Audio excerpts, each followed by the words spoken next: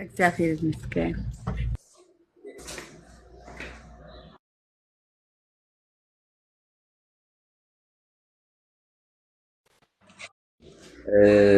ዛቶችን ገና የመጀመሪያ ስለሆነ እስከ አምሳች ድረስ ዛሬ ትታገሱኛላችሁ። ባለጉዳዮችን ባናገር በየመሃሉ ማለት ነው። ከእንግዲህ ኮመን የሆነ ሰዓት እንይዛለን። ወደ ትምህርታችን እንሂድ። ትምህርታችን የሃይማኖት ትምህርት ወይንም ትምህርተ ሃይማኖት ይባላል።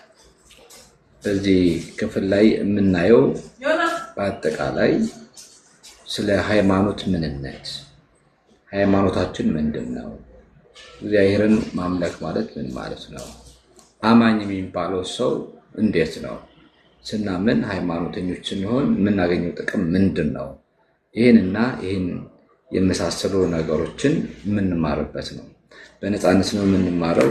እያንዳንዱ ቃል አይሰማም ሳቢ? በደንብ ይሰማል። እሺ፣ ማስታወሻ እንድትይዙ እፈልጋለሁ። በትይዙ ጥሩ ነው ማለት ነው፣ ግን ያው ማስገደድ አይደለም። ያው እኔም ሪከርድ አድርጌ ሰብስክራይብ አደርጋለሁ ሲል ልናገር ብዬ ነው። ዩቲዩብ ላይ ቴሌግራም ላይ ይደረጋል፣ ግን እናንተም ያዙ ማስታወሻ። ይቅርታ ቀሲስ። እሺ፣ ትምህርቱን እንቀጥላለን። ትምህርት ሃይማኖት ይባላል። እኔ ይህንን ትምህርት እየሰጠሁ ያለሁት ቀሲስ ኤልያስ ይትባረክ እባላለሁ። የቅድስት ሥላሴ የነገረ መለኮት ተማሪ ነኝ። ውስጥ እየጨረሱ ያለው ነኝ። ይሄን ካልኩ ይበቃል። ወደ ትምህርታችን እንሂድ። ሃይማኖት መሰረት ናት፣ የተቀሩት ጣራና ግርግዳ ናቸው ይላል ቅዱስ ዮሐንስ አፈወርቅ። ሃይማኖት መሰረት ነው።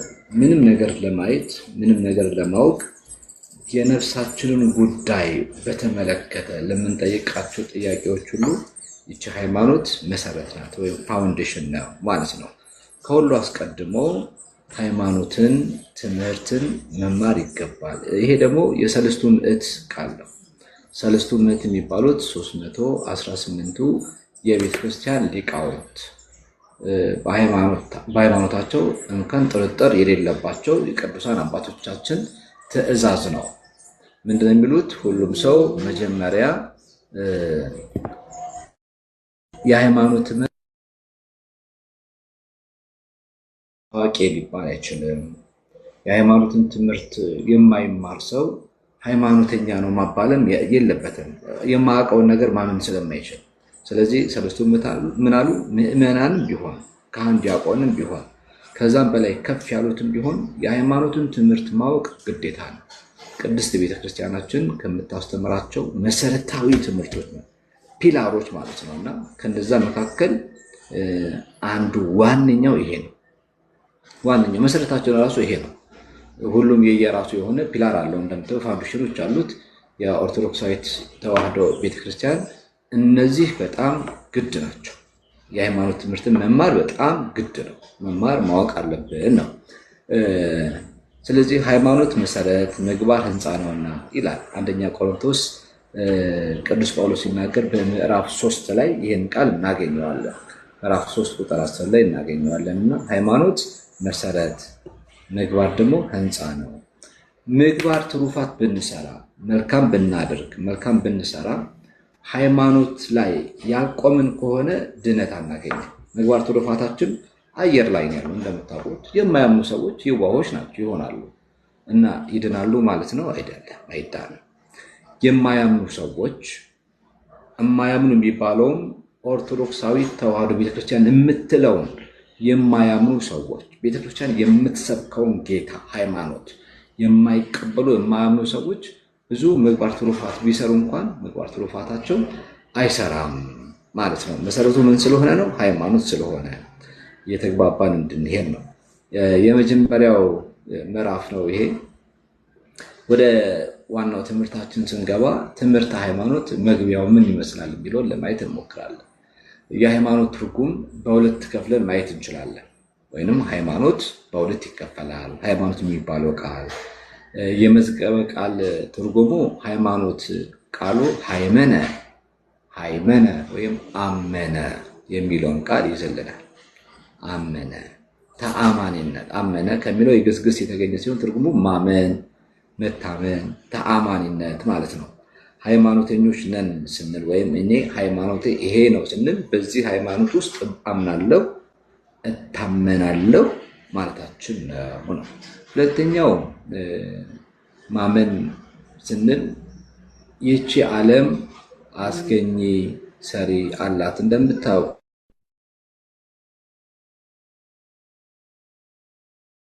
ምን መናገር ነው? ይህች ዓለም ፈጣሪ መጋቢ አለ። ዓለምን ከመፍጠሩ በፊት በአንድነቱ በሶስትነቱ የነበረ ዓለም ከተፈጠረ በኋላ ዓለማትን አሳልፎ በአምላክነቱ ብቻ የሚኖር አንድ አስገኚ አላት ብለን እናምናለን።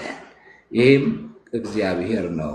ቅዳሴ ዲዮስቆሮስ ላይ ሀሎ እምቅድመ ዓለም ሀሎ እግዚአብሔር በትስልስቱ በመለኮቱ እንላለን። ዓለም ከመፈጠሩ በፊት እንኳን በሶስትነቱ አለ፣ በመለኮቱ አለ፣ በመጋቢነቱ አለ። እግዚአብሔር ዓለም ከተፈጠረ በኋላ ሳይሆን ማንነቱ ዓለም ከመፈጠሩ በፊት እንዴትና በምን ሁኔታ መሆኑን የሰው ልጅ ፍጥረት ሁሉ በማያገናዝብበት ሁኔታ ላይ እግዚአብሔር ግን በአንድነቱም በሶስትነቱም ነበረ ነው እግዚአብሔር። ስለዚህ ሃይማኖት ማመን ስንል ምንድን ነው የምናምነው? እግዚአብሔር መጋቢ፣ ሰሪ፣ አስተዳዳሪ፣ አስገኚ አምላክ ነው ብሎ ማመን የምናምነው ይሄንን ነው እንጂ ሌላ ተርታ ነገሩን አይደለም። ሌላው ተአማኒነት ነው። ተአማኒነት ያመኑትን ነገር ያለምንም ጥርጥር የምንፈልገውን ነገር ይደረግልኛል ብሎ ማመን። እኛ ክርስቲያኖች የሆነው መንግስተ እግዚአብሔር ለመግባት ነው። መንግስተ እግዚአብሔር ወይም መንግስተ ሰማያትን የማንገባ ምስሎ ከተሰማን የዛ ሰዓት ላይ ከተአማኒነት ወጥተናል ማለት ነው። ስለዚህ ያምን ይደረግልኛል፣ በጾም በጸሎት እንተጋለን፣ ከዛስ መንግስተ ሰማያትን እንወርሳለን፣ ዋጋ እንከፍላለን፣ ምግባር ትሩፋት እንሰራለን፣ ከዛስ መንግስተ እግዚአብሔርን እንወርሳለን ብለን ነው የምናምነው። ተአማኒነት ማለት ይሄ ነው። ራሳችን ላመንነው ነገር አሳልፈን እንሰጣለን። እየተግባባን ነው? ጥሩ። ራሳችንን አሳልፈን እንሰጣለን ማለት ነው። ሌላው መታመን ነው። ያመኑትን ነገር መመስከር ነው። መታመን ማለት ደግሞ እሱ ነው። አደራ መቀበል፣ የፈጠረን ጌታ አለ ብሎ ማሰብ፣ ለዛ ነገር ራስን መስጠት፣ መገዛት። ለዚህ ነው አምልኮ እናደርጋለን እንላለን አይደል? አምልኮ እናደርጋለን ስንል እንሰግዳለን ማለታችን ነው። ስግደታችን ምን ያመለክታል ከተባለ መገዛት ነው። መገዛት ሌላ አይደለም። ለእግዚአብሔር በፍጹም ልባችን በፍጹም ማንነታችን ፍግም ብለን እየወደቅን እየተነሳን እንገዛለታለን። ይሄ ምን ይባላል? መታመን ይባላል። ለመከለስ ያህል ማመን፣ መታመንና ተአማኒነት አለ። ማመን እቺ ዓለም ሰሪ፣ ገዢ፣ ፈጣሪ አላት ብሎ ማመን ነው። ይቺ ዓለም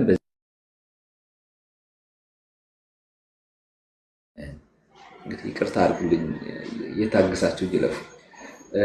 ሁለተኛው መታመን ነው። መታመን መገዛትን ነው የሚያሳይ። እኛ ለፈጠረን ጌታ ለፈጠረን አምላክ እንገዛለታለን።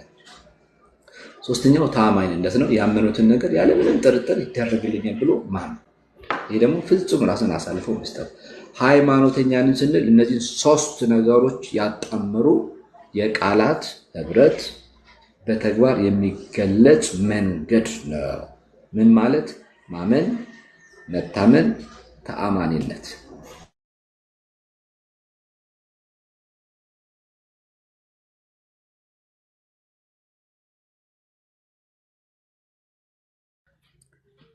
ተናግረዋል። እንግዲህ እየታገሳችሁኝ ብለዋል። ኔትወርክ ይዟቸው ነው። ቀሲስ ቆይ መልሼ ላስገባቸው።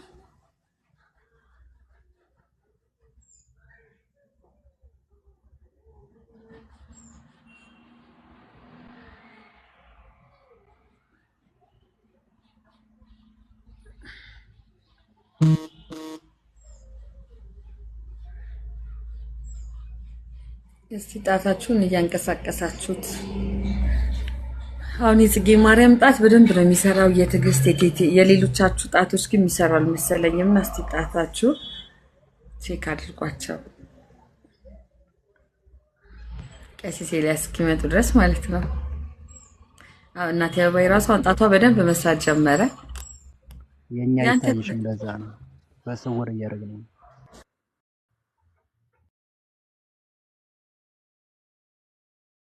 ምን እንደጠፋ አይደለም። እሺ ቀሲስ ምን ይሆን? ኔትወርክ ነው የሚሆነው። ኔትወርክ ነው የሚሆነው። አንዳንዴ ያው እንደዚህ ያጋጥማል። እሺ እንግዲህ አዲስ ስለሆነ ይሆናል። ምናልባት መግቢያውን እንደዚህ አድርገን እንማርና የሚቀጥሉ ትምህርቶችን ብላክ ቦርድ አለ፣ ዋይት ቦርድ አለ፣ እዛች ላይ እያደረግን ለመስራት እንሞክራለን። እግዚአብሔር ከሁላችን ይሁን። ምስጢራዊውን ፍቺውን በተመለከተ ወይም የሃይማኖት መገለጫዎች፣ ሃይማኖት ዝም ብለን የምንቀበለው አይደለም። ዝም ብለን በቃ ሰማይ ገብተን ያየ ሰው የለም፣ በሰማይ ቤት እንዲና እንዲህ ይደረጋል ብሎ የሚያውቅ ሰው የለም። ስለዚህ ያው መብረቁንም ያወርድብናል፣ ንፋሱንም ያወርድብናል ብለን እንዲሁ ዝም ብለን የምንቀበለው አይደለም ነው። መርምረን ፈልገን የምናገኘው ነው። ዝም ብለን የምንቀበለው አይደለም። ሃይማኖት ወይም እምነት ከሃይማኖት ከስሜት በላይ ነው። በአይነ ስጋ ታይቶ ለሚያየው በእጅ የማይዳሰስ አምላክ አለ ብሎ ማመን ነው። ሃይማኖት የሚባለው ይሄ ነው። በእጅ ዳሰን አይደለም። ነፋስ አለ አይደል? ነፋስ እንዳለ ዳሰነው አይደለም፣ ያወቅ ነው። በጥናት በምርምር እና ደግሞ በምልክቶች አውቀናል። ነፍስ እንዳለ አውቀናል፣ ተረድተነዋል። ነፍሳችንን ግን በሃይማኖት ነው ያወቅነው። ሲጀመር ሳይንስ አይደለም የነገረን፣ በሃይማኖት ነው ያወቅነው። ሌሎች ነገሮችን ነው። ያ ላይ የምናገኘው ሰማይ እንደሆነ ያወቅነው በሃይማኖት ነው። ሳይንስ አልደረሰበትም። እንደምታውቁት ፀሐይ እንደሆነች የምናውቀው በሃይማኖት ነው። አንዳንድ ጥናቶች የሰው ልጅ አእምሮ በደረሰበት ልክ ጥናቶች ሊደረጉ ይችሉ ይሆናል እንጂ ግን የምናውቀው በሃይማኖት ነው። ይህንን ነው የማይዳሰስ አምላክ አለ ብሎ ማመን ነው። ሌላው በሳይንስ ለማመን በሳይንስ ለማመን እንኳን ምን ይቀርማል?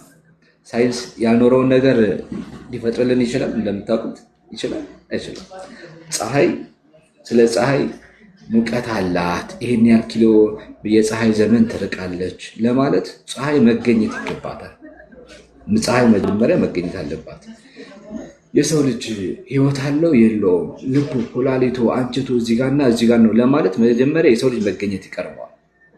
ስለዚህ ለሳይንስ ሃይማኖት ይቀርመዋል ማለት ነው። አሰቡ ገብቷቸዋል። ለሳይንስ የምጽፈውን ነገር ከማሰቤ በፊት ስለምጽፍበት ነገር ማወቅ አለብኝ። ይሄ ሃይማኖት ይባላል። እግዚአብሔር ዓለማትን ፈጠረ፣ ፀሐይ ጨረቃን ፈጠረ፣ አራቱ ባህርያተ ስጋን ፈጠረ። የሚታዩ የሚዳሰሱ ናቸው። እነዛን በሃይማኖት ያወቅነውን ነገር እግዚአብሔር የፈጠረውን ነገር ወደ ሳይንስ ለምርምራችን እንደሚቻል እንመራመርበታለን። ነውር አይደለም እሱ እና መጀመሪያ በሳይንስ በማመን መጀመሪያ በሃይማኖት ማመን ይገባል ነው። ወደ ኤፌሶን ሰዎች ምዕራፍ 4 ቁጥር 13 ላይ የምናገኘው እግዚአብሔር ቃል በማመንና በማወቅ መካከል ያለውን ነው። የእግዚአብሔር ሕልውና በስሜት ሕዋሳችን የምንረዳው ስለሆነ ነው። በደንብ አድርጋችሁ ቃሉን አንብቡት።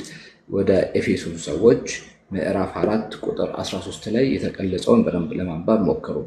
ሃይማኖት በተስፋ የምንረዳው ነው።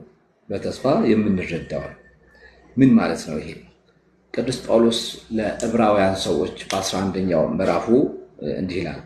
እምነት ስንል ምን ማለታችን ነው ብለናል ቅድም? ሃይማኖት ማለታችን ነው አይደለም? ማመን፣ መታመንና ታማኝነት፣ እነዚህን ሁልጊዜ ማስተው። ሃይማኖት ስንል እነዚህ ሶስቱ ነገሮች ሁልጊዜ ማስተው እንደዚህ ነው። ስለዚህ እምነት የሚባሉ አገላለጾች ሁልጊዜ ሃይማኖት የምትለዋን ግስ ነው የሚያመጡት። ሰው የሚያመጡት ግስ ነው። እቺኛዋን ሃይማኖት የምትለዋን ነች። ተስፋ ስለምናደርገው ነገር የሚያስረግጥ የማናየውንም ነገር የሚያስረዳልን ነው። ምን? እምነት። ተስፋ የምናደርገውን ነገር የሚያስረግጥ የማናየውንም ነገር የሚያስረዳ ነው። ይህ ማለት ዘላለማዊ ሕይወት ስለ መንግስተ ሰማያት በዓይናችን አይተን በእጃችን ዳስን እንግዲህ አናውቅም አይደለም። በስሜት ሕዋሶቻችን የገነትን መዓዛ አሽተተን የገነት ወንዞች በሸንተረሮች ላይ ሲፈሱ አይተን አይደለም የምናምነው። አለ ተብለናል፣ እናያለን። በእምነት እነዛ እንዳለን እንረዳለን። ይህም ደግሞ ተስፋችን ነው። በተስፋ አምነን የምንቀበለው ከሃይማኖት ትርጉሞቹ አንዱ ተአማኝነት መባሉንም ልብ ማለት ይገባል ነው። ሌላው ሃይማኖት የማናየውን የምናይበት ረቂቅ መሳሪያ ነው። የማናየውን የምናይበት ነፍስ አትታይም። በሃይማኖት ውስጥ ሆነን ሃይማኖት ስንል አሁንም ደጋግሜ ዛሬ እናገረዋለሁ፣ ሶስቱን ነገሮች ያገናዘበ ነው። ማመን፣ መታመንና ተአማኝነት። ይሄን አስቡ። አስገኘ አለ፣ አስገኛችንን ለሱ መገዛታችን እና በዛ ሂደት ውስጥ ያለውን ነገሮች ሁሉ አምነን መቀበላችን እሱ ሃይማኖት ይባላል። ስለዚህ ይህንን ረቂቅ ነገር ስለ ነፍስ አናቅም፣ ሳይንስ አያውቅም። በሃይማኖት ግን እናውቀዋለን። ባህሪዎችን ጭምር ዘርዝረን እናየዋለን። የነፍስን ባህሪ ስለ መላእክት ሳይንስ አያውቅም፣ በሃይማኖት ግን እናውቀዋለን። ይሄ የሃይማኖታችን ደረጃ እና የሃይማኖታችን መንገድ ደግሞ መላእክትን ፊዚካል እንድናያቸው ያደርገናል። የማይገለጹ ረቂቃን ናቸው መላእክት። አጥንት ስጋ የሚታዩ የሚዳስሱ አይደሉም። ሃይማኖታችን ግን እንዲታዩ ያደርጋል፣ እንኳን ሌላውን ማለት ነው።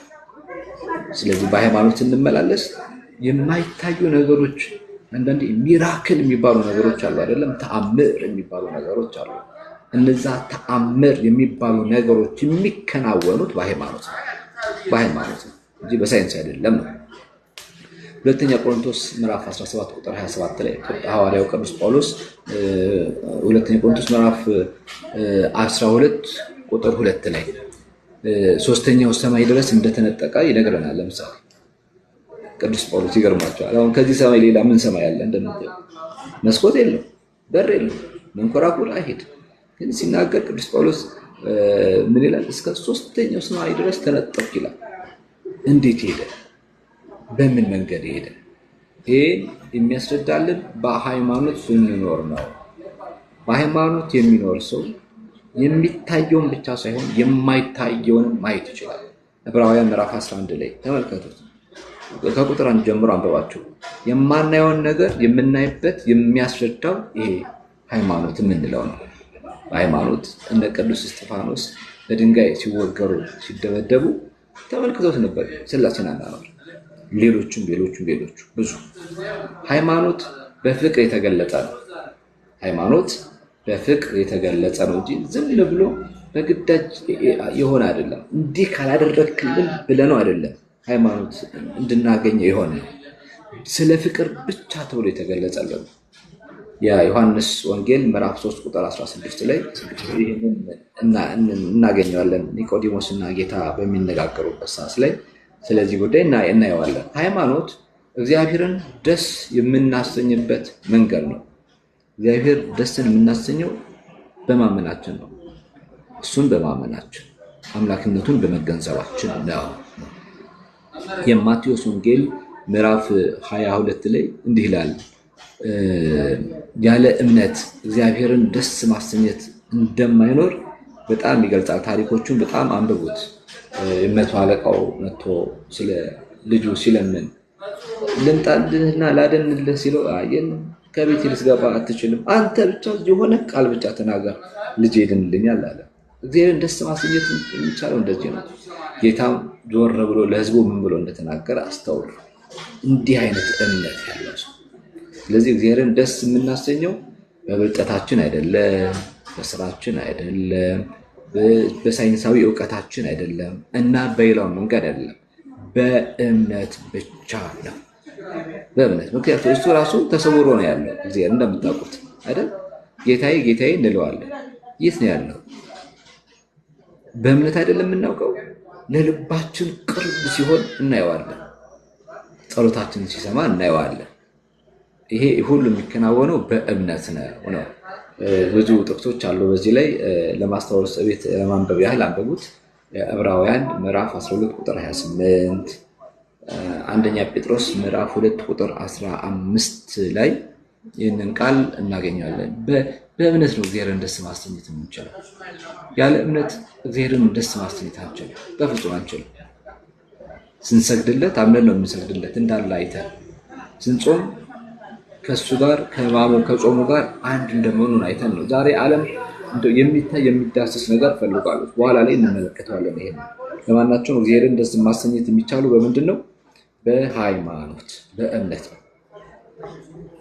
ሃይማኖት በእግዚአብሔር መገለጥ ላይ የተመሰረተ ነው፣ ሌላ አይደለም። ይሄንን ካልን ሌሎች ሃይማኖቶች ሁሉ ትክክለኛ መንገድ አይደሉም ማለት ነው። 4 ነጥብ።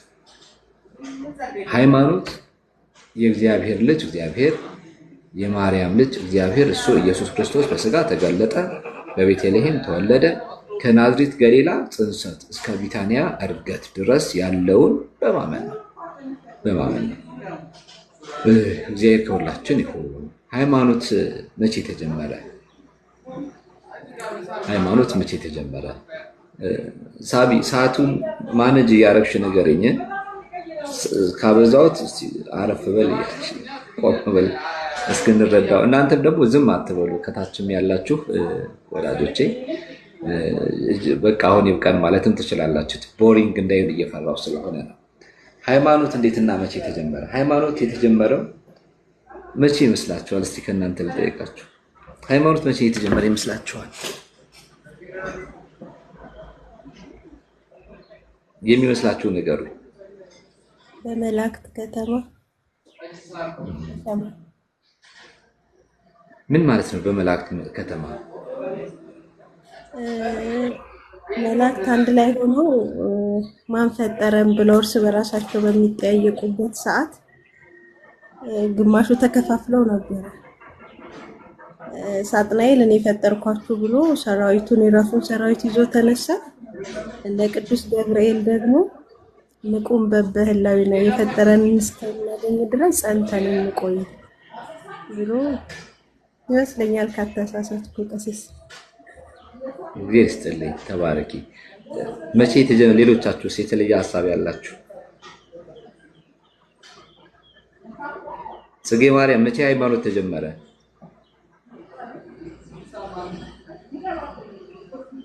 እኔ በቀሲስ እየተማርኩ ነው።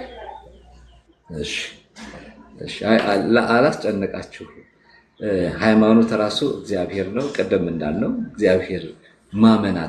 እግዚአብሔርን ማመን ሃይማኖት ራሱ የተመሰረተው በእግዚአብሔር መገለጥ ላይ ነው አለ። ስለዚህ እንዲህ ካለ መቼ ተጀመረ ማለት እንችላለን? ፍጥረት ልብ የሚያደርግ የሚያስተውል ፍጥረት ከተፈጠረበት ጊዜ ጀምሮ ሃይማኖት ተጀመረ ማለት እንችላለን አይደል? ስለዚህ በፍጥረት ቅደም ተከተል ማን ቀደመ የሚለውን እናያለን። ከመላእክት አይደል? የሚሰሙ ፍጥረታት እነማን ናቸው? እንስሳ፣ መላእክት፣ ሰዎች አይደል? ከነዚህ መካከል ቀድሞ የተፈጠረው ማን ነው? እንመለከተዋለን። እሱ ፍጥረታትን በዝርዝር በጥልቀት እንመለከተዋለን። መጀመሪያ የተፈጠሩት መላእክት ናቸው። መላእክት እስኪፈጠሩ ጊዜ ድረስ እግዚአብሔር ይስጥልኝ። መላእክት እስኪፈጠሩ ጊዜ ድረስ ጌታ ቃል አልተናገረም። ሁሉም በሀሳብ ብቻ ነው የፈጠረው። የአርምሞ ፍጥረታት ናቸው። መላእክት ጭምር እንኳን የአርምሞ ፍጥረታት ናቸው። መላእክት ከተፈጠሩ በኋላ ግን ይሁን እያለ መፍጠር ጀመረ። ለምን? የሚሰሙ ፍጥረታት ስላሉ። እነሱ መላእክት ናቸው። የሚያስተውሉ የሚሰሙ እውቀት ያላቸው ፍጥረታት ከሆኑ ደግሞ እምነት፣ ሃይማኖት ያኔ ተጀመረ እንላለን። እሱን መላእክት ልክ እንደተፈጠሩ ስራቸው ምን ነበር? ምስጋና ነበር። ምስጋና አለ ማለት አምልኮ አለ ማለታችን ነው አይደለም? አምልኮ አለ ማለት ደግሞ ምን ማለት ነው? ሃይማኖት ሆነ፣ ሃይማኖት ተደረገ፣ ወይም ሃይማኖት ተፈጠረ ማለት እንችላለን። ስለዚህ የመጀመሪያዎቹ ሃይማኖተኞች እነማን ናቸው ነው? ከተግባባ ሳቢ ከንፈርሽን እያየው ነው። መላእክት ስትይ የመጀመሪያ ፍጥረታት መላእክት ናቸው። የመጀመሪያ የሃይማኖተኞች መላእክት ናቸው ማለት ነው። ሌላው ሀልዎተ እግዚአብሔር አይደል?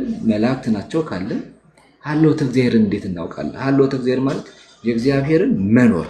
እንግዲህ ዓለም ሳይፈጠር ኖረ እያልን አይደል ያለ ነው። ዓለም ሳይፈጠር እግዚአብሔር ነበረ እያልን ያለ ነው።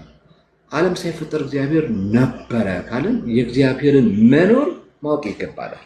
ዝም ብለን አይደል፣ ማወቅ ግን ይገባል። እንዴት ነው የምናውቀው? የፈጣሪን መኖር እንዴት እናውቃለን የሚለውን ጥቂት ነገሮችን መጽሐፍ ቅዱስ ጥቅስ ያነሳል ለመነጋገር እንሞክራለን። እንደምታውቁት የሰው ልጅ በተፈጥሮ በተሰጠው እውቀት አእምሮ ፈጣሪውን የማመን ዝንባሌ ቢኖረው የሰው ልጅ እውቀት ውስን ነው አይደል? የምናውቀው እውቀት ዓለምን እኔ ነኝ ያለ ፕሮፌሰር አሁን ጎዝ ፕሮፌሰር ጥቀሱ ብላችሁ የሚያውቀው አንዲት እውቀት ብቻ ነች አይደል? ፕሮፌሰር የሆነባትን ፓርት ብቻው ነው የሚያውቀው። በሕክምና ላይ ያለ ሰው ለምሳሌ ከሕክምናው ውጪ ምንም ሊያደርግ አይችልም። የሚያውቀው ያንን ምህንድስናውን ሊመራመር አይችልም፣ ወይም ጠፈሩን ሊመራመር አይችልም። አንድ የጠፈር ተመራማሪ ደግሞ ሌላው ሁሉንም ማወቅ አይችልም። ስለዚህ ምን ማለት ነው? ውስን ነው ማለት ነው። በጣም በጣም በጣም በጣም ውስን፣ በጣም ውስን። በሕክምና እንኳን የአይን ስፔሻሊስቱ የጆሮን ስፔሻሊስት አይደል? ከአንገት በላይ ያለውን ከአንገት በታች ያለውን ሙሉ የተሟላ ላያቅ ይችላል። እና የሰው ልጅ ዝንባሌው ይሄን ነው። ነገር ግን እግዚአብሔር ካልገለጸለት በስተቀር ሰው በተፈጥሮ በልዩ ልዩ መንገድ በራሱ መንገድ ተመራምሮ እግዚአብሔርን ማወቅ አይችልም። ማን ሊገልጽለት ይገባዋል? እግዚአብሔር ራሱ ሊገልጽለት ይገባዋል።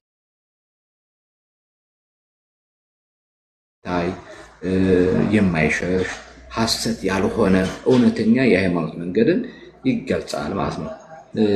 እና አንደኛ የእግዚአብሔርን ሀልዎተ እግዚአብሔርን የምናውቅበት እስቲ ሀልዎተ እግዚአብሔር በሉ ጻፉ። እስቲ ጻፉ፣ ሀልዎተ እግዚአብሔር ብላችሁ ጻፉ። ወይንም የእግዚአብሔር መኖር ማለት ነው። ሀልዎተ እግዚአብሔር የእግዚአብሔር መኖር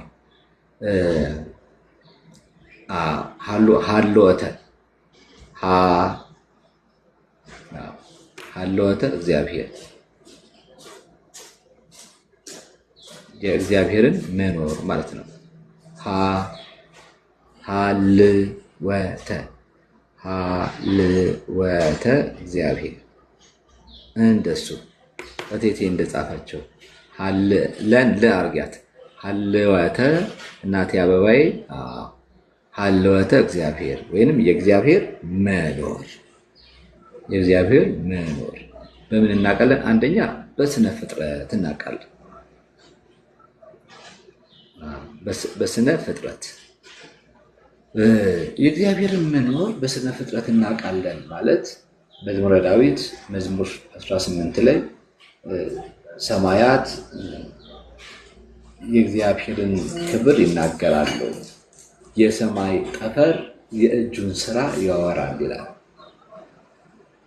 ሰማያት የእግዚአብሔርን ስራ ይናገራሉ፣ የእግዚአብሔርን ክብር ይናገራሉ፣ የሰማይ ጠፈር የእጁን ስራ ያወራል ይላል። ሐዋርያው ቅዱስ ጳውሎስ በሮሜ መልእክቱ ምዕራፍ 1 ቁጥር 20 ላይ ልክ እንደዚህ ሁሉ የማይታየው ባህሪ እርሱ የዘላለም ኃይሉ ደግሞ አምላክነቱ ከዓለም ፍጥረት ጀምሮ ከተሰሩ ታውቆ ግልጥ ሆኖ ይታያልና ይላል። ዓለም ሳይፈጠር ጊዜ ነበረ የምንለው እሱ ዓለማትን ከፈጠረ በኋላ ግልጥ ሆኖ ፍጥረቶቹን እናያለን። ስለዚህ ፍጥረት ከመፈጠሩ በፊት ፍጥረት ከመገኘቱ በፊት የተገኘ አምላክ እንዳለ የምናውቅ ከሆነ አሁንም ፍጥረታትን እያስተዳደረ ያለ አንድ ኃይል አለ ማለት ነው። እሱ ኃይል እግዚአብሔር ይባላል። ስለዚህ ፍጥረታትን በማስተዳደር በመፍጠሩ ሰማያት የእግዚአብሔርን ክብር ይናገራሉ። ሰማይን የደረሰበት የለም አይደል? እንደዚህ ብለን ነው ብቻ የምናየው። ስዕለ ማይ ይባላል። ስዕለ ማይ ውሃ ነው። የውሃ ስዕል እንደማለት ነው። ቀና ብለን ስንመለከት ሰማይ የማንን ስዕል ይዘልን? የማንን መልክን የሚይዘው? የውሃን መልክ። ስዕለ ማይ የውሃ መልክ እንጂ ማንም ሰማይን በእጁ የዳሰሰው በባላ ያቆመው የለም። በነፃነት እናየዋለን ተመስገን እያለን እናየዋለን። ፀሐይዋ ታቃጥላለች እንላለን እንጂ ፀሐይዋ አጠገብ የደረሰ የለም።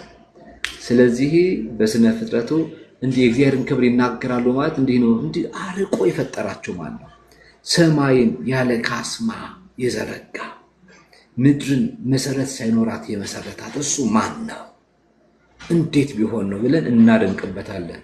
ዓለም ከተፈጠረ ጊዜ ጀምሮ ይገርማችኋል፣ ሰማይ ዝቅ ብሎ አያውቅም እንደምታዩት አይደል? በተወሰነ በየ50 ዓመቱ ሰማይ ዝቅ እያለ ወደ ላይ ይመለሳል። ወይም ተሸንቁሮ አይ ይሄ አካባቢ ላይ ቢጫ ነው እዚህ ጋር ደግሞ ቀይ፣ ስለዚህ ሰማይ እየበሰለ ሲሄድ ቀይ ይሆናል ይባላል አይባልም። ሁሉ ቦታ አንድ አይነት መልክ ነው ያለው። የኛ ቆዳችን ጥቁር አይደል? እዛ ያለው ደግሞ ነጭ፣ እዛ ያለው ሊሆን ይችላል። መልካችን እንኳን ይቀያየራል። እግዚአብሔር የፈጠረው ፍጥረት ተመልከቱት፣ እንዲህ ነው። አንድ ሰማይና ምድር የሰው ልጅ ሲሆን በጊዜ ሂደት እንደዛና እንደዚህ እያለ እየተዋለደ ቀዩ፣ ጥቁሩ፣ አጭሩ፣ ረጅሙ አለን ሰዎች። ግን ሰው ለመባል ከመጀመሪያ ከአዳም ጋር ተፈጥሯችን ግን አንድ ነው። አይገርማችሁም? አሁን መጀመሪያ አዳም እሺ እንደዚህ ተፈጠረ። እኛ አፕዴት እየተደረገን ብንወለድ ሌላ አይን ቢተካልን አይደል? ሌላ ሰዎች ሆነን በዚህ 2 እጅ በዚህ 3 እጅ ቢኖር ጥሩ ነበር ብለን አይደል? ግን አንድ ነው፣ እሱ እግዚአብሔር ነው። ይሄ ነው እንግዲህ ፍጥረት። እግዚአብሔር አምላክነቱን ከምንረዳበት አንዱ ይሄ ነው። እግዚአብሔር እንደዚህ ነው። ሰማያት እግዚአብሔርን ክብር ይናገራሉ፣ ርቀታቸውን መጠናቸውን ጭምር በሰው ሕሊና ተባዝቶ ካልኩሌት ተደርጎ አይነገርምና ነው። ስለዚህ በፍጥረት ወይም የፍጥረት ስነስርዓት አሰራራቸው እግዚአብሔር መኖሩ ይታወቃል። ትንሹ ትንኝ፣ ትልቁ ዝሆን፣ የሰው ልጅ፣ ዛፉ፣ ሰማይ ምድሩ፣ እነዚህ ሁሉ ነፋሳት አሁን ከየት ነው የሚነሱት እናንተ? ነፋስ ምንጩ ራሱ የት ነው? እንደዛ ሁሉ በስነ ፍጥረት አሰራር እግዚአብሔር ይታወቃል ማለት ነው። በመጽሐፈ ኢዮብ ላይ አሁን ግን እንስሶችን ጠይቅ ይነግሩህማል፣ የእግዚአብሔር እጅ ይህንን እንዳደረገ ይላል። ማንን ጠይቅ? እንስሶች እንኳን ያውቃሉ ማለት ነው። እንስሶች እንኳን ያውቃሉ አይደል? አጠገባችሁ ያሉ ወፎች ገና ሰማይና ምድር ሲላቀቅ ይንጫጫሉ አይደል? ባህሪያቸውን አይረሱም። ፍጥረታት በባህር የሚኖረው ዛሬ በባህር ነው ያለው፣ ፍጥረቱን አይረሳም። እግዚአብሔር በዚህ ይታወቃል። በአጠቃላይ የማይላወጥ የማይዛባ የስነ ፍጥረት ስርዓት ያለው ዓለም ለእግዚአብሔር መኖር ምስክር ነው። የማይለወጥ የማይሻሻል እንከን አልባ የሆነ ፍጥረት ዓለማትን በሰላም እንድትኖር እያረጋጋት። አሁን ምን ይባላል? አየሩ ድንገት ቢወፍርብን ምን መግቢያ እናገኝ ነበር? ወፈር ብሎ ብናገኘውስ? ወይንም ለዝናብ ልክ እንደ ወንፊት እየነፋ የሚወርደው የዝናብ ጠብታ ምንም ያካክል በረዶ ክምር ቢዘንብብን ኖሮ አናታችንን ፈርክሶ በጣለን አልነበረም? ተመልከቱት። ይሄ እግዚአብሔር መኖሩን ያረጋግጣል። በእርግጥ አሁን ፍጥረት በተለይ የአሁኑ የዘመን ሰዎች ከሴጣን ሴጣንን ነው ትልቅ የምናደርገው እንዲፈራ የምናደርገው። ሴጣንን ግን በምሕረቱ እየጠበቀ የሚያስተዳደረው ማን ነው? እሱ እግዚአብሔር ነው። ሌላው የህሊና ምስክርነት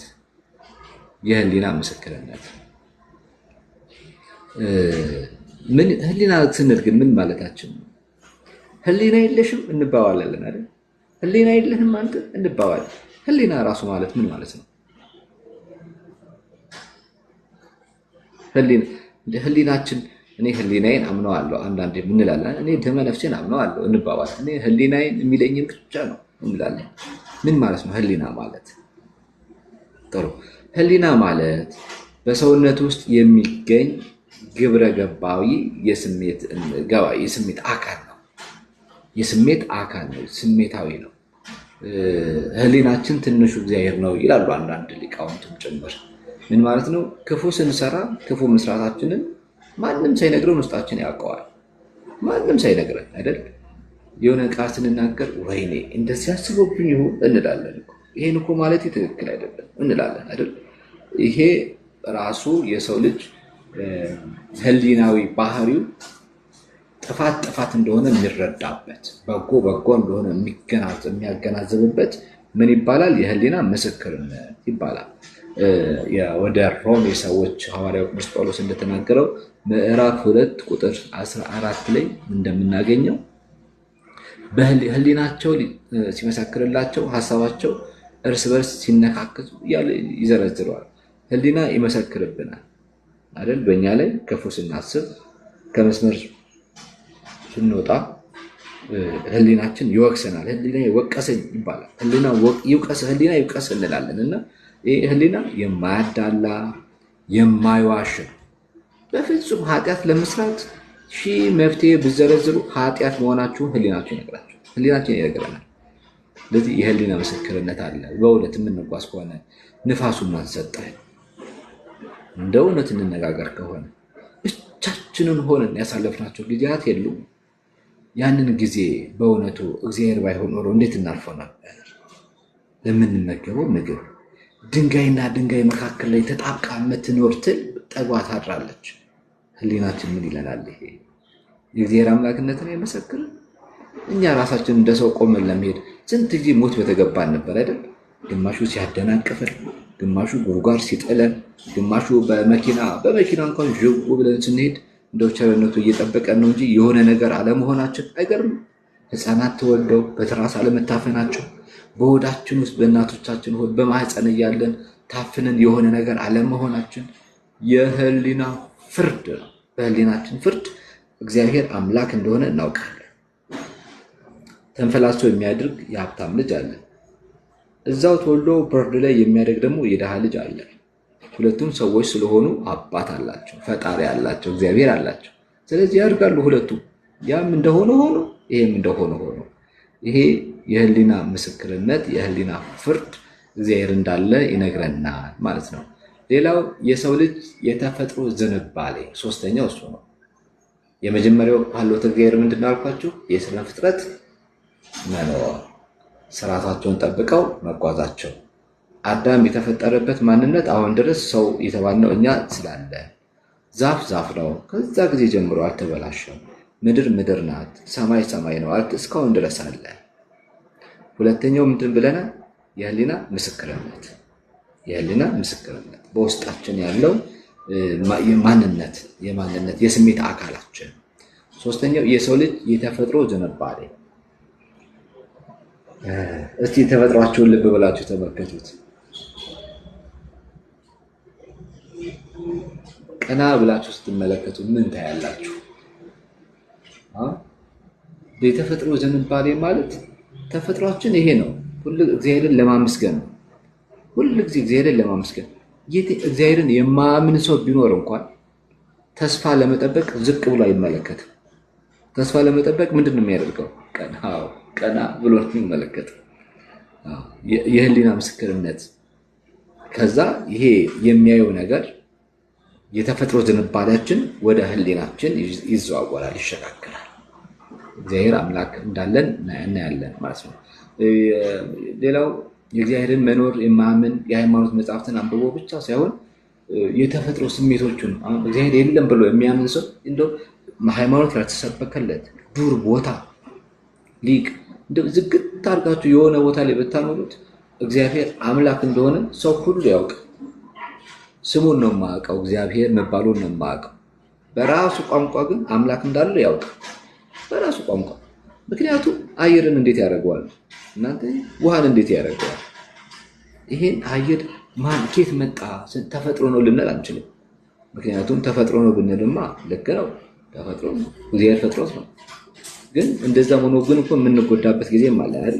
ተፈጥሮ ከሆነ በኦክሲጅን የሚተነፍሱ ሰዎች ለምን እዛ ደረጃ ደረሱ? ሲታመሙ አይደል የኦክሲጅን ይጠቀማሉ። ለምን እዛ ደረጃ? ስለዚህ ተፈጥሮ ከሆነ ብድግ አድርገን ይኸው በቃ ዳን የማንባለው ለምንድን ነው?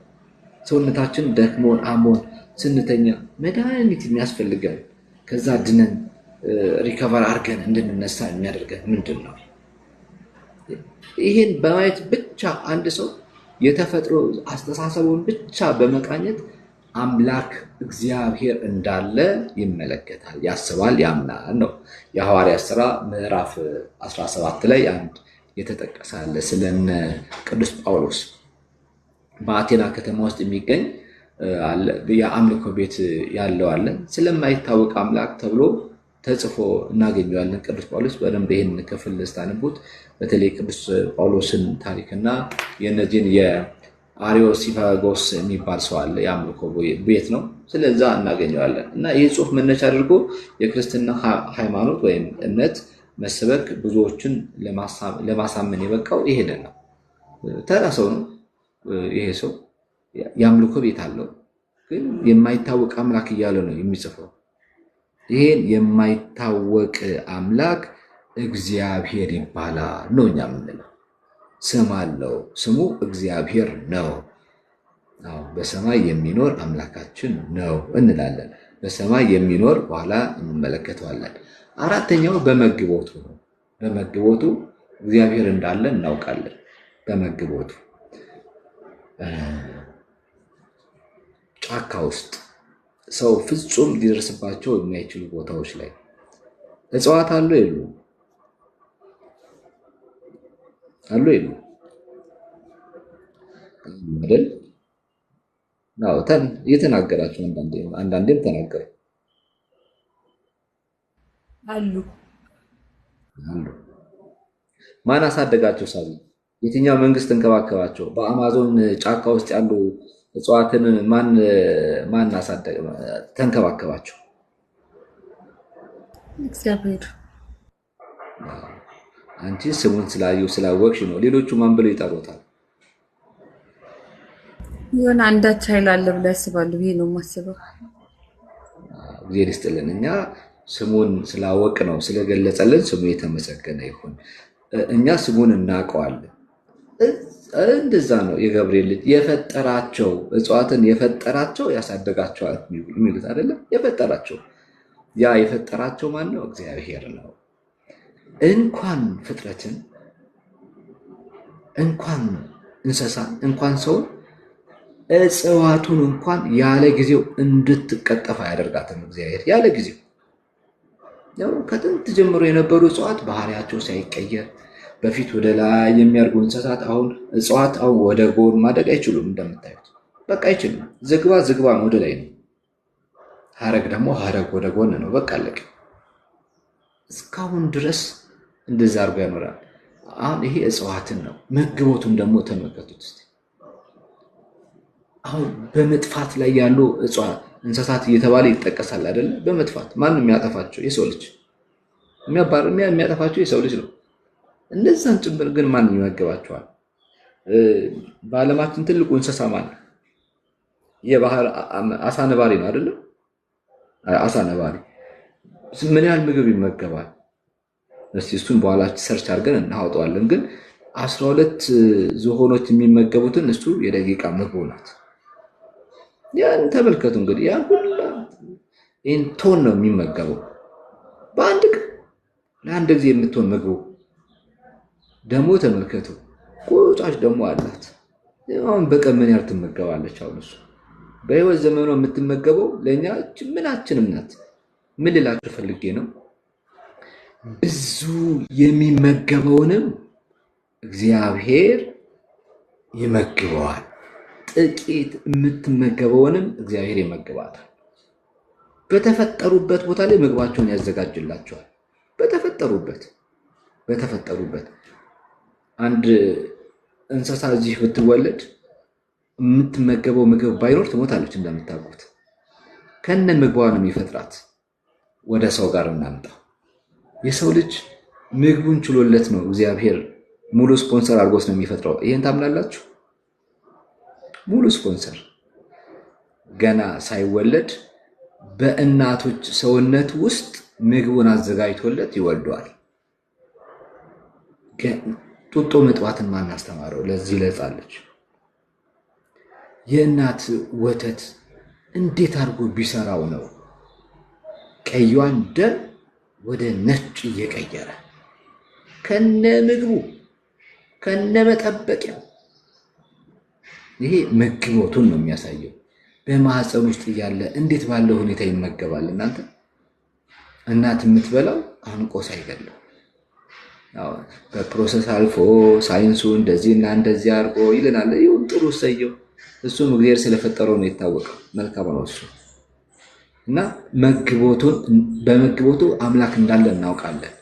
በእናቱ ማህፀን ታፍኖ አለመሞቱ፣ በእንቁላል ውስጥ ታፍኖ አለመሞቱ እንደው ይገርማቸዋል። እናንተ ዶሮ አሁን ዶሮ ስትሆን አስባችኋታል? አየር የለም በዛ ቦታ ላይ የሚገባበት ቦታ የለም። የሰው ልጅ ራሱ ሰፋደል ይባላል። ከማህፀኑ በተጨማሪ ብቻውን ቢጠቀለልበት አለ። የሳይንሱ ምን እንደሚል አላውቅም። ሃይማኖቱ ትምህርቱ በሰፋደል ተጠቅልሎ ነው የሚወለደው።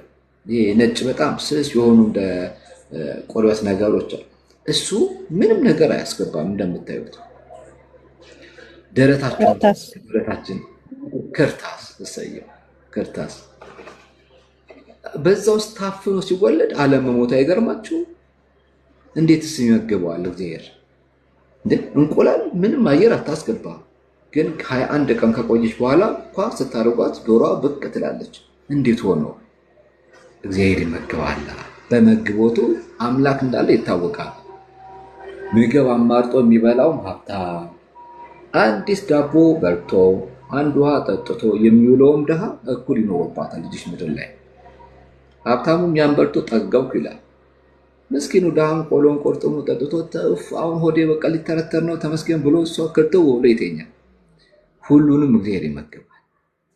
በድንጋይ መካከል ያለችው ትልንም ጭምር እንኳን እግዚአብሔር አይረሳትም። ስለዚህ በመግቦቱ የማን መኖር ይታወቃል ማለት ነው? የእግዚአብሔር መኖር ይታወቃል። አምስተኛው የቃለ እግዚአብሔር የታሪክ ምስክርነት። እንግዲህ ቃለ እግዚአብሔርን እኛ ከሰማይ ወረደ ብለን አናምንም። እንደምታውቁት አይደል? ተጠቅልሎ ለእንትና ለሚባል ነቢይ ተሰጠ አንልም። እኛ በዘመናቸው የጻፉት የተማሩት አምላካቸው ራሱ የገለጠላቸው ነው። አሁን ኦሪት ዘፍጥረትን ስታነቡ አይገርማችሁ? የጻፈው ማን ነው? ሙሴ እንዴት አይቶ ጻፈው? ይደንቃል እኮ በእውነቱ። የሰው ልጅ የፈለገ ቢመራመር የፈለገ ሊቅ ቢሆን በሙሴ ዘመን ተገኝቶ እንደዛ ሊጽፍ ይችላል? መንፈስ ቅዱስ ካልገለጸለት። አንዳንድ ጊዜ ምን ችግር አለ መጽሐፍ እኮ መጽሐፍ ነው የሚሉ ደናቁርት አሉ። ምን ችግር አለው የሚሉ አሉ። ችግር አለው እንጂ ችግር አለው። ሌላውን ተወተኛ በዘመናችን እንኳን መጽሐፍ እንኳን አቅቶናል። የተሟላ ደብዳቤ ሙሉ እንኳን አድርጎን ተካክተን መጽሐፉ ራሱ እንኳን አንችልም። ሌላውን ተወት። ኦሪት ዘፍጥረትን የሚያክል ኦሪት ዘልደት፣ ዘሌዋውያን፣ ዘጸአት፣ ዘዳግም እነዚህን ሁሉ የማን ያጻፈው ማለታችን ነው? እግዚአብሔር ራሱ አጽፎታል እያልን ነው። በእነዚህ በመጽሐፍ ምስክርነት እግዚአብሔር መኖሩ ይታወቃል። የእግዚአብሔር ቃል የታሪክ ምስክርነት ይታወቃል። በስንት ነገር ይታወቃል አልኳችሁ? አንድ ጎበዝ ተማሪ የሚሸለም ሀልዎተ እግዚአብሔር። እሺ፣ የህሊና ምስክርነት፣ የተፈጥሮ ዝንባሌ፣ በመግቦቱ፣ ከዛ ቃለ እግዚአብሔር ምስክርነት እና ቃለ እግዚአብሔር ምስክርነት፣ የእግዚአብሔር ቃል ምስክርነት። ሀልዎተ እግዚአብሔር በእነዚህ ይታወቃል። ሀልዎተ እግዚአብሔር በስነ ፍጥረት፣ እንደዚህ በመግቦቱ የህሊና ምስክርነት፣ በቃለ እግዚአብሔር የታሪክ ምስክርነት፣ እነዚህ ይታወቃሉ። ቃለት ያሰማል። እንሂድበት። የእግዚአብሔር ስሞችን በተመለከተ ነው። ሰዓት አለን። የሚቀጥለው ከዚህ እንጀምር። ሳቢ ትንሽ ብንቀጥል ደስ ይለናል። በእኔ ምን ትላላችሁ? ይቀጥሉ እያሉ ነው እቴቲ እና ተያባ። ይቀጥል እንቀጥል፣ ትንሽ እያሉ እንቀጥል። ይሰማል? እንቀጥል ያሉ። እሺ፣ አስማተ መለኮት። አስማት ሲባል ቶሎ ወደ ህሊናችሁ የሚመጣ ቃው ምንድን ነው? እስቲ እውነቷን እንነጋገር። አስማተኛ ነው ይባላል አይደል? ምንድን ነው ቶሎ የሚገባው ጭንቅላታችሁ ውስጥ?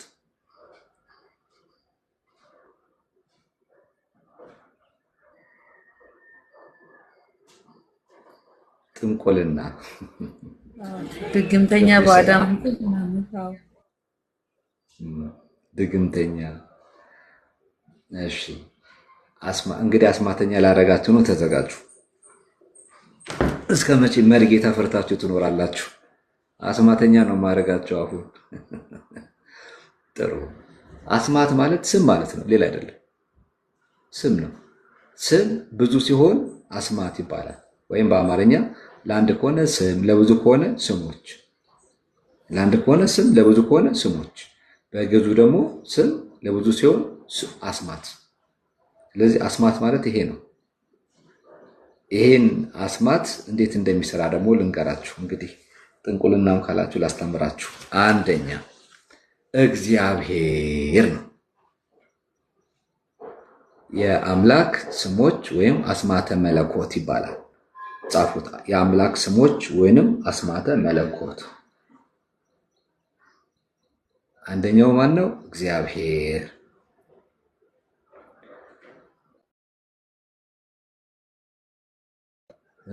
እግዚአብሔር ለብቻ ሲነጣጠል እግዚአብሔር ብለን ነጣጥለን እናመጣዋለን አይደል? ወደ ካሜራውን ለመቀየር እየፈለግኩ ነበር፣ ይቅርብ መሰለኝ። ጻፉት እስቲ፣ እግዚ ብላችሁ ጻፉ። እግዚ ጻፉ። እግዚ ካላችሁ በኋላ አብ እግዚ፣ ከዛ አብ ጨምሪባት፣ የገብርኤል ልጅ ጨምርበት። እግዚ እግዚ፣ ከዛ አብ ለብቻ፣ ከዛ ሄር ይስጥልን፣ እግዚአብሔር ይባርክህ። ይሄ ማለት ነው እግዚ ማለት ጌታ፣ አብ ጌታ ማለታችን ነው። እግዚ ማለት ጌታ፣ እግዚኦ ኢየሱስ ክርስቶስ እንላለን። አቤቱ ጌታ ሆይ፣ አቤቱ ጌታ ኢየሱስ ክርስቶስ ማለታችን ነው እግዚ። ስለዚህ እግዚ ማለት ምን ማለት ነው? ጌታ። ጌታ ማን ነው? ወልድ። አብ ማለት ደግሞ አባት ማለት ነው። አባት። ሄር ማለት ደግሞ ቸር፣ መሐሪ፣ ይቅር ባይ ማለት ነው። ስለዚህ እግዚአብሔር ስንል አንዱ አስማት ነው፣ አስማተ መለኮት ነው። እግዚአብሔር ስንል ምን ማለታችን ነው? አብ ወልድ መንፈስ ቅዱስ ወይንም ወልድ አብ መንፈስ ቅዱስ ማለታችን ነው። እግዚ ወልድ ነው ኢየሱስ ክርስቶስ፣ አብ አባት ነው እግዚአብሔር አብ የምንለው ነው። ሄር አጽናኝ፣ መሐሪ፣ ቸር፣ ይቅር ባይ መንፈስ ቅዱስ ነው። ስለዚህ አስማተ መለኮት ይለዋል። ይሄ ነው በሉ። በዚህ አሁን አጋንንትን ቀጥቀጡበት። የሆነች ለምትወደድ ልጅ ምናምን የሆነ ነገር ጽፎ መስጠት አይደለም። እናንተ ይህን ስም ጠርታችሁ አጋንንቱን እንድን ማድረግ ነው።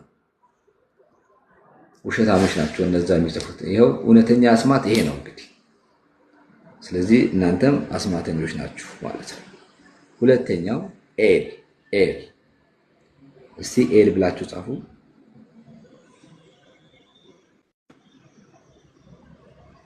ኤል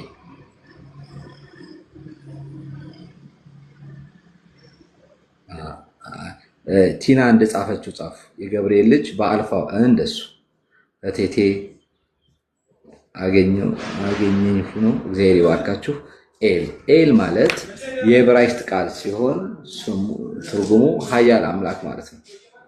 ኃያል አምላክ፣ ኃያል አምላክ። ለዚህ ነው በመላእክት ስም ላይ ሁላ ኤል አለበት። የእግዚአብሔር ስም ነው። ኤል ማለት የእግዚአብሔር ስም ነው። ኃያል አምላክ ማለት ነው። ኤል ብቻ ብለን ኤል እያለን መጸለይም እንችላለን። ኃያል አምላክ ማለታችን ሚካኤል፣ ገብርኤል፣ ሮፋኤል፣ ፋኑኤል፣ ኡራኤል፣ ሳቁኤል እያለ ይቀጥላል። ኃይል አለባቸውን መላእክት የእግዚአብሔር ኃይል አለባቸው ነው። የእግዚአብሔር ኃይል ከነሱ ጋር ነው ማለታችን ነው። ሶስተኛው ኤልሻዳይ የዕብራይስጥ ቃል ሲሆን ትርጓሜው ሁሉን ቻይ ማለት ነው። ኤል ራሱ ምንድነው? የእግዚአብሔር ስም አይደል? የዕብራይስጥ ነው። ሻዳይ ጨምሮበት ሁሉን ቻይ። ኤል የሚለው አምላክ መሆኑን ነው የሚያመለክተው። ስለዚህ ሁሉን ቻይ አምላክ። ሌላው አራተኛው አዶናይ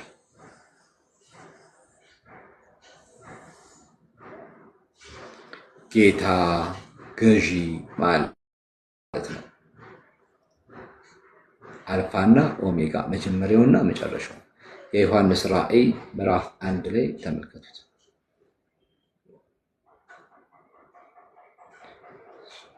ስንተኛው አስማት ነው?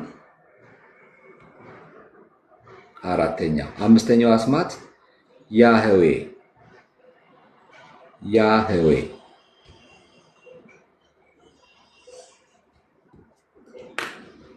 ያለና የሚኖር ማለት ነው። ያለና የሚኖር እንግዲህ አስማተኛ ነው የተባላችሁ የምትፈሩ ከሆነ መፍራት የሚገባቸው ይሄንን አስማት ነው። በሉ ጠላታችሁን ይሄን ስም እየጠራችሁበት ድምጥ ማጡ ማጥፋት ነው። ጠላት ዲያብሎስ ነው። ይሄ ነው የእግዚአብሔር። አሁን እግዚአብሔርን አውቀነዋል አይደል? በምን እንደሚገለጽ እንዴት እንደሚገለጽ ጭምር አውቀነዋል። ስሞቹን አውቀናል። ለመሆኑ ይሄ አምላክ ባህሪው ምን አይነት ባህሪ ነው? የሰው ልጅ ባወቀው መጠን የእግዚአብሔርን ባህሪ እንዲህ ነው ብሎ መጽሐፍት እንደሚነግሩት ይናገራል። አንደኛው እግዚአብሔር ምን አይነት ባህሪ አለው? እስቲ ንገሩኝ። ምን አይነት ባህሪውን ንገሩኝ እስቲ። የእግዚአብሔር ባህሪ ነው የምትሉት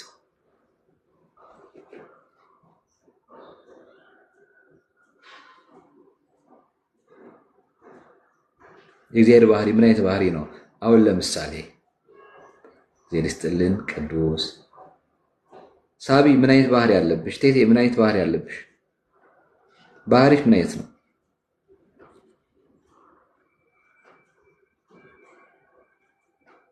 የተረጋጋ አላወቀችው። የተረጋጋ። እሺ ቻይ፣ ሁሉን ቻይ ነሽ። ልክ ነው። ጥሩ። እኛ አሁን ሰዎች ሆነን ግን የምንገልጽ ራሳችንን ኤክስፕረስ የምንገልጽበት መንገድ አለ። እግዚአብሔርም እንዲህ ይገለጻል። እግዚአብሔር አንደኛ መንፈስ ነው። ባህሪው ምንድነው? መንፈስ። መንፈስ ይታያል፣ ይጨበጣል፣ ይዳሰሳል፣ አይዳሰስም። መንፈስ ነው። ከውሃ እሳት፣ ነፍስ፣ መላእክት ሀሳባቸው ተረቃለች። እግዚአብሔር ደግሞ እነዚህ 7 ረቂቃ የሚባሉ አሉ። የሰው ልጅ ነፍሱ ረቂቅ ናት ትባላለች አይደል? ከነፋስና ከሰው ልጅ ነፍስ የትኛው ተረቃለች?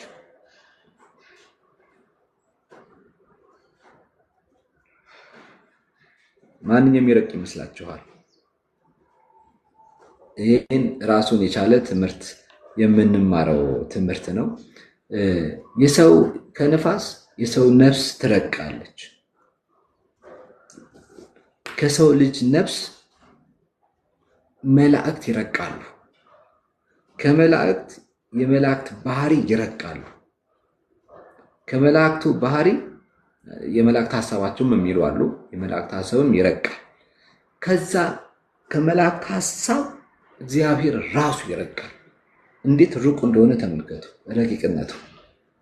ስለዚህ እግዚአብሔር ምንድነው? መንፈስ ነው። መንፈሱን ለመያዝ መሞከር ድካም ነው። እንኳንና መንፈስህን አንተ እንኳን ነፍስን ያዛት እስቲ ይልሃለሁ። በዝግ ቤት ውስጥ አየር የማያስገባ ቤት ውስጥ ሁኑና ከላይም ኮንክሪት ከታች ምናምን ዝግትግትግት ታውቃችሁ ቁጭ በሉ እስቲ። ነፍሳችሁን መያዝ ትችላላችሁ? ይቻላል? ነፍስ መያዝ ይቻላል? እናንተስ ትችላላችሁ መሰለኝ። ነፍሳችሁን ያዟት እስቲ። እኔ አልችልም። እንደዚህ ማመኑ ነው የሚሻለው። ጥሩ ብሔር ከሁላችን ጋር ይሁን። እሺ አይቻልም። አሁን የሆነ ቦታ አየር የማይገባበት ቦታ ውስጥ ብንገኝ እኛ ጥቂት ደቂቃ እንቆየና ግን ደግሞ እንሞታለን። ጥያቄ ነፍሳችን ቤት በኩል ወጣች እኮ አየር አስገባም ማለት ነው። አየር የማስገባ ቦታ ላይ ነፍሳችን እኛ ጋር ነበረች። እኛ ውስጥ ገባን፣ ተቆለፈብን ወይ ተዘጋብን ምናምን። ከዛ የእኛ ነፍስ እንሞታለን አይደል እኮ። እንዴት ወጣች ነፍሳችን ከተባለ ነፍሳችን ረቂቅ ናት። ረቂቅነቷ እንደዚህ ነው የሚገለጸው። ከነፋስ የበለጠ ነፋስ የማስገባበት ቦታ እንኳን ነፋስ መውጣት የማይችልበት ቦታ እንኳን ነፍስ ትወጣለች ማለት ነው። ረቂቅ ናት ማለት ነው። ከዛ ከነፍሳችን ረቂቅነት ደግሞ መላእክት ይረቃሉ። ከመላእክት ደግሞ የመላእክት ሀሳባቸው ይረቃል። ከመላእክት ሀሳባቸው እግዚአብሔር ረቂቅ ነው፣ አይመረመርም። ከዛ በኋላ እኛ የደረስንበትን ሌብል ታውቁታላችሁ። እንኳን ሌላውን እስቲ አየርን እንያዘው፣ እስቲ ሁላችን እንያዘው። አየር በእጃችን መያዝ እንችላለን? እስቲ እንያዘው። ይያዛል? አይያዝም። ረቂቅነቱ እንዲህ ነው። ጥሩ። ሁለተኛው ዘላለማዊ ነው። የእግዚአብሔር ባህሪ አንደኛ ምንድነው አልኳችሁ? መንፈስ። ሁለተኛው ዘላለማዊ ነው። መቼ ነበረ አይታወቅም። መቼ ያልፋል አይታወቅም። ዘላለማዊ። ሶስተኛው ሁሉን ቻይ ነው። ካህሌ ሁሉ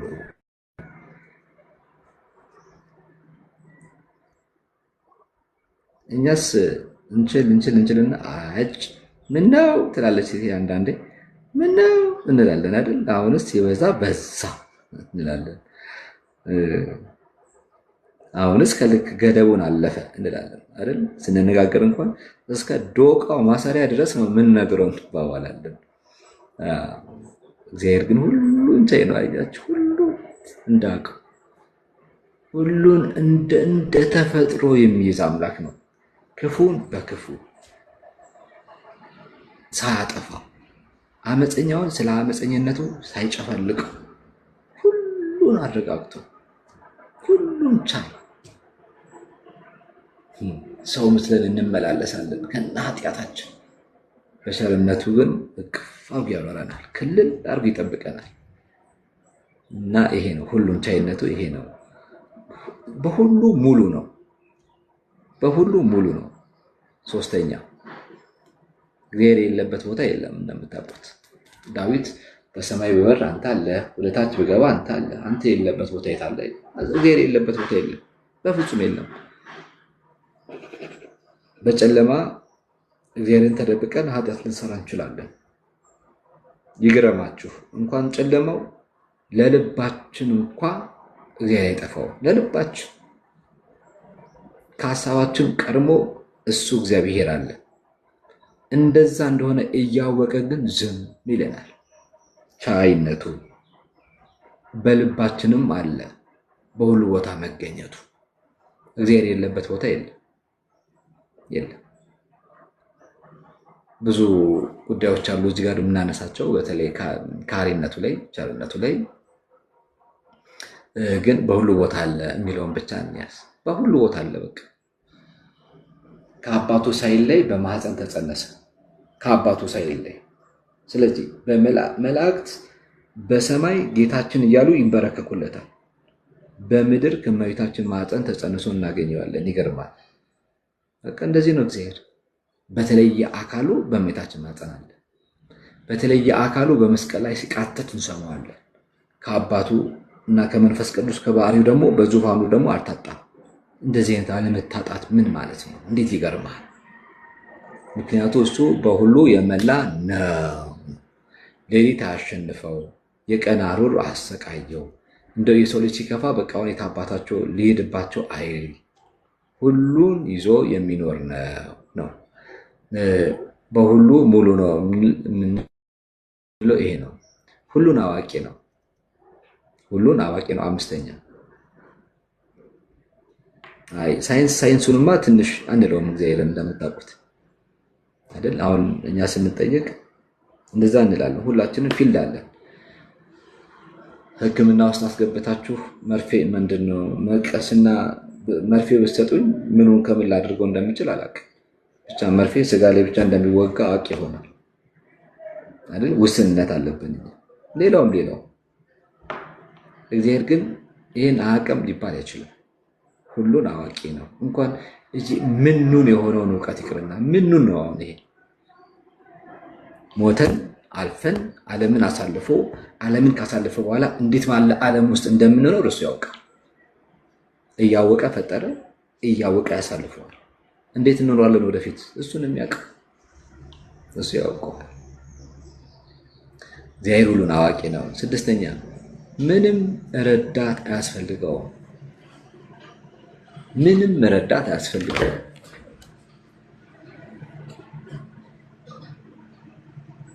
አባ ጊዮርጊስ ዘጋስጫ እንዲህ ይላል፣ ምንተ አውስኦቶ ማን ነው እንዲህ የምታደርግ አንተ ማነህ የማይለው የማይጠይቀው ተዋስኦቶ ማንም አይጠይቀው።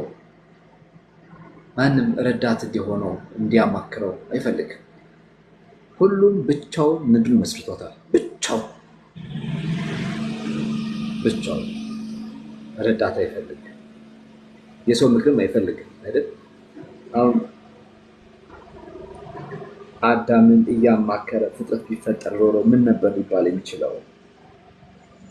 ተውት። ሌላው እስቲ ልጆቻችሁን እንደው እንዴት ላድርግላችሁ ቢል ምን አይነት ልጅ ተወልዶ ነበር?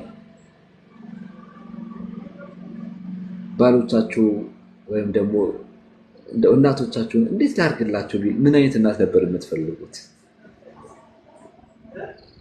እግዚአብሔር እንዲህና እንዲያ ይባለ። ሌላው ሰባተኛ እግዚአብሔር ቅዱስ ነው። ቅዱስ ነው፣ አይተረጎምም። ይሄ ባለበት ነው። እኛ ለጊዜው ቅዱስ ብፁዕ ምናምን ልንባባል እንችል ይሆናል። እግዚአብሔር ግን ቅዱስ ነው። ስምንተኛ እግዚአብሔር ጻድቅ ነው።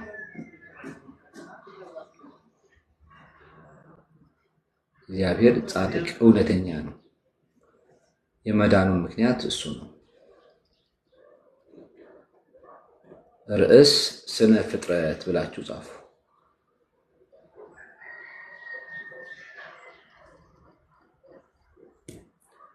ይቆየን።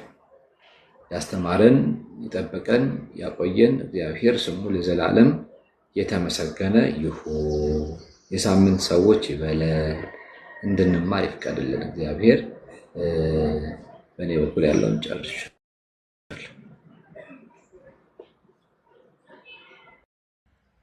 አሜን አሜን አሜን። ቃሉት ያሰማልን፣ ቃለ በረከቱን ያድልልን፣ የሰማነውን በልቦናችን ያሳድርልን። ያው ወዴት ትመርቅ ብዬ ነው ከምመርቅ አቴቲ። እሺ መምህር በእውነት ቃለ ሕይወት ያሰማልን፣ ቃለ ሕይወት ያሰማልን፣ ቃለ ሕይወት ያሰማልን፣ ቃለ በረከቱን ያድልልን። እግዚአብሔር አምላክ ብርታቱን፣ ጤናውን፣ ጉልበቱን ይስጥልን።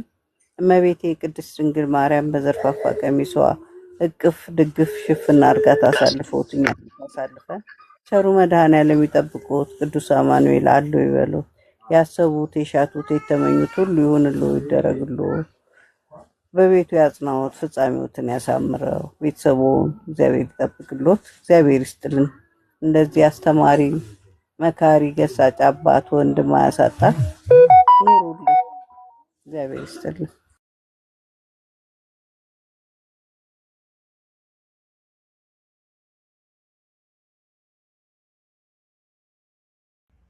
ሌሎቻችሁ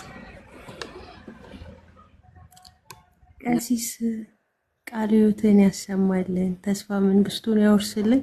የእውነት በጣም የሚጣፍጥ ደስ የሚል የማይሰለች እኔ ሁሌ ቃለ እግዚአብሔር ስንማር ማርያምን በቃ ከህሊና የማይጠፋ ምንድን ነው ሁሌ ብንማር አዲስ ነው የእግዚአብሔር ቃል ሁሌ የማይጠገብ እና ደግሞ እንደዚህ ደግሞ በሚገባን መልኩ ደግሞ የሚያስተምረንን እርሱን የመሰለ አባት ስለሰጠን እግዚአብሔር ይመስገን። እድሜ ማቱሳላን ያድልልን፣ የሚያገለግሉበትን ረጅም እድሜ ከሙሉ ጤና ጋር ያድልልን፣ ክፉን ያርቅልዎት፣ ደጉን ያቅርብልዎት እግዚአብሔር